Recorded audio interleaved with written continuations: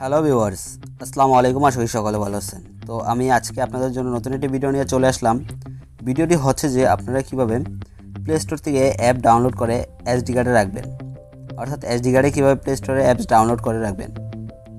So আপনারা এবং কী কী সুবিধা, যে আপনি এসডি কার্ডে যদি অ্যাপসগুলো রাখেন তাহলে আপনি কী কী সুবিধা ভোগ করতে পারবেন।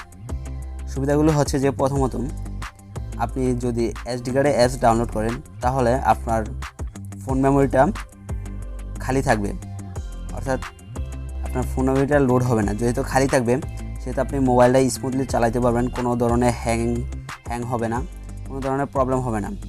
ফার্স্ট যেরকম নিউ মোবাইল যেরকম চলে আর কি, ওইরকম আপনি চালাইতে পারবেন স্মুথলি এবং আরও অন্যান্য সুবিধা বুক করে থাকতে পারবেন। সো এখন কথা হচ্ছে যে আপনারা কীভাবে করবেন। এখানে যে প্লে স্টোর অ্যাপসগুলো দেখতে পাচ্ছেন, এই অ্যাপসগুলো আপনার সরাসরি আপনার এসডি কার্ডে ডাউনলোড হবে। সো তার জন্য ডাউনলোড করার জন্য আপনার কোনো অ্যাপ্লিকেশন প্রয়োজন হবে না। আপনার মোবাইলে যে সেটিং আছে এই সেটিং অপশন থেকে আপনারা ডাউনলোড করতে পারেন।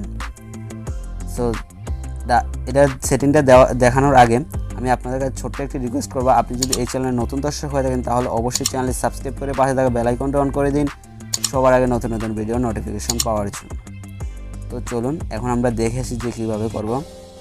আমরা প্রথমত সেটিং অপশনটাতে চলে যাব। আপনি আপনার মোবাইল সেটিং অপশনটাতে চলে যাবেন।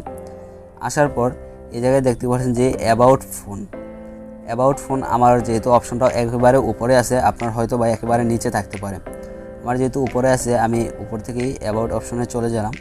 যাওয়ার পর এখান থেকে দেখতে পাচ্ছেন মেনু ভার্সনে ক্লিক করবেন, অথবা আপনার এখানে মেনু ভার্সনের জায়গায় এই জায়গায় থাকতে পারে যে বিল্ড নাম্বার, আপনি বিল্ড নাম্বারে ক্লিক করবেন। প্রায় 7 থেকে 15টার মতো আমি ক্লিক করে দিচ্ছি অনেকগুলো, যেহেতু আমার এখানে আমি ক্লিক করলে কোনো সমস্যা হবে না বা করলে কোনো লাভ হবে না। যেহেতু আমার যে অপশনটা আমার একটা ডেভেলপার অপশন চালু হবে, সেই অপশনটা আমার চালু করা আছে অলরেডি। সো আপনারা যেহেতু করবেন, তো আপনারা 7 থেকে 15টা ক্লিক করে নেবেন।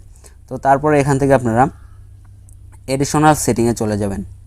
এডিশনাল সেটিংয়ে চলে যাওয়ার পর এই সেটিংটাতে যাওয়ার পর এখান থেকে আপনারা ডেভেলপার অপশনটাও পেয়ে যাবেন, অথবা ডেভেলপার অপশনটা এডিশনাল সেটিংয়ে না থেকে একেবারে লাস্টে থাকতে পারে বা উপরে থাকতে পারে, অথবা আপনার বিভিন্ন ধরনের অপশনের জায়গায় থাকতে পারে। তো আপনি কি করবেন, এখানে সেটিং থেকে সার্চ করে দিবেন যে ডেভেলপার অপশন লিখে সার্চ করলেই আপনি এই ডেভেলপার অপশনটা পেয়ে যাবেন। যেহেতু আমার এখানে আছে, আমি খুঁজে পেয়েছি, তো সেই কারণে আমার আর ডেভেলপার অপশন লিখে সার্চ করতে হচ্ছে না। তো আমি ডেভেলপার অপশনে চলে যাব। যাওয়ার পর আমরা একটু নিচে চলে আসব, একেবারে নিচে চলে আসব। তো তার আগে আমি বলতে চাই, আপনি যদি এখনও ভিডিওতে লাইক না করে থাকেন তাহলে অবশ্যই একটি লাইক করে দিন। তো এখন চলে আসতেছি, আমরা দেখে নিই কোথায় আছে। এই যে একেবারে নিচে আসার পর দেখতে পাচ্ছেন force allows apps to wait on the external storage. তো এই এক্সটার্নাল স্টোরেজ এটা অফ করা থাকে আপনাদের সাধারণত, যেহেতু ডেভেলপার অপশনটা আপনারা ওপেন করবেন, এটা অফ করা থাকে। তো এখন আমরা এটাকে অন করে দিব।